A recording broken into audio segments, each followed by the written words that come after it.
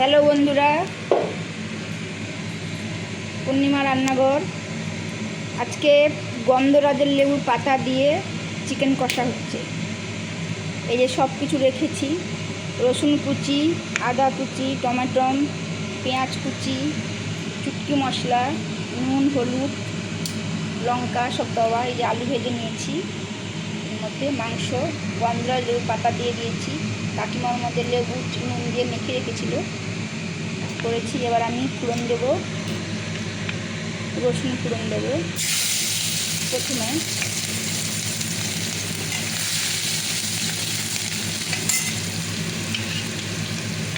তারপরে দেবো আদা,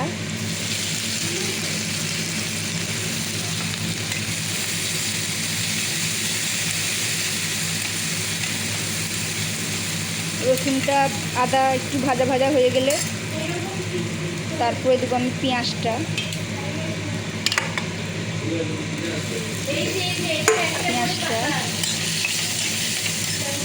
একটু ভাজা ভাজা হবে, লাল লাল কালার আসবে, বাদামি বাদামি কালার, তখনই ভালো লাগবে।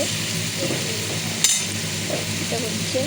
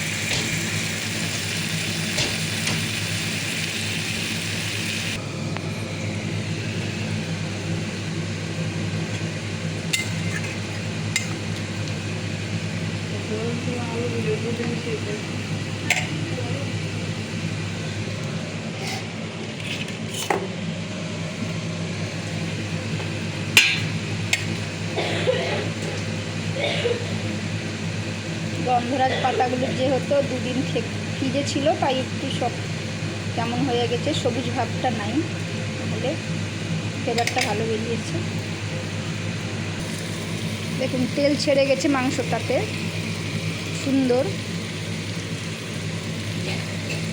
তেল ছেড়ে গেছে। এবার আমি গরম জলটা করেছি, এবার আমি দিয়ে দেবো এর মধ্যে।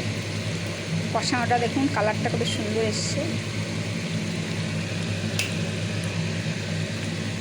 দেখেছেন বন্ধুরা, দারুণ কালার এসছে। আর একটা আমি কচুরলতি করেছি নারকেল বাটা সর্ষে বাটা দিয়ে।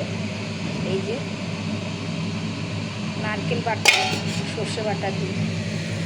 এবার আমি গরম জলটা দিয়ে দেবো এর মধ্যে।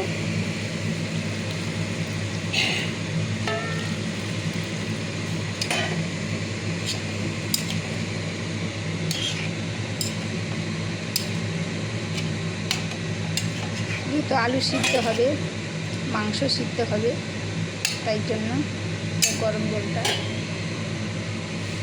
দিয়ে দিই। আস্তে আস্তে হোক।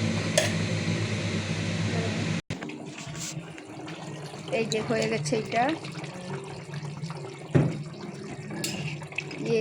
গন্ধরাজ পাতা দিয়ে চিকেন কষা হয়ে গেছে।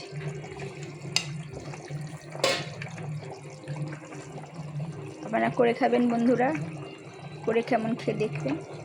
ভালো লাগলে আমাকে লাইক করবেন।